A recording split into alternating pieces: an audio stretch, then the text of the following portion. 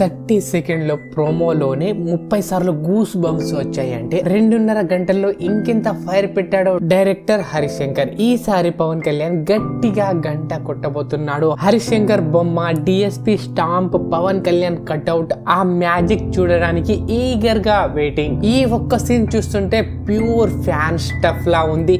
నిజంగా మీరు PSPK fan అయితే రైట్ ఏ కామెంట్.